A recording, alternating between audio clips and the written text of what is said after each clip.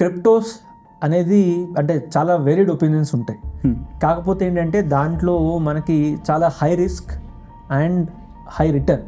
కాకపోతే ఏంటంటే ఎప్పుడైనా కూడా అంతే, మనకి హై రిస్క్ ఉన్నప్పుడు అది మీరు ఎప్పుడు స్టార్ట్ చేయాలంటే మీ దగ్గర ఆల్రెడీ ఒక 10 కోట్లు ఉన్నాయి, ఇంకా ఎక్స్ట్రా డబ్బులు వస్తున్నాయి అనుకోండి, ఆ డబ్బులు నాకు పోయినా పర్లేదు అనుకుంటే మీరు అప్పుడు ఆ మనీ అందులో పెట్టినప్పుడు అర్థం ఉంది. అలా కాకుండా లేదు ఇది మా అబ్బాయి ఎడ్యుకేషన్ కోసం నేను వెళ్ళి తీసుకెళ్ళి దీన్ని క్రిప్టోలో పెట్టుకుంటానంటే అంటే అంతకన్నా ఫూలిష్ విధానం ఇంకోటి ఏం లేదన్నమాట. రైట్? ఈ క్రిప్టో అయినా లేకపోతే సింపుల్ రాత్రికి ఎవరైనా కోటీశ్వర్లు అయిపోతారా? అలా అయిపోతే ప్రపంచం మొత్తం ఎందుకు ఇంత కష్టపడుతుంది? మీరు ఇప్పుడు మనందరం ఉద్యోగాలు ఎందుకు చేసుకున్నాం? అందరిలో అక్కడే పెట్టుకోవచ్చు కదా. అవన్నీ ఏంటంటే మనల్ని పిచ్చోళ్ళని చేసి మన దగ్గర డబ్బులు దొబ్బేయడానికి వచ్చే స్కీమ్స్ లాంటి. ఒకళ్ళు ఈ పేరు చెప్తారు, ఇంకొక పేరు చెప్తారు.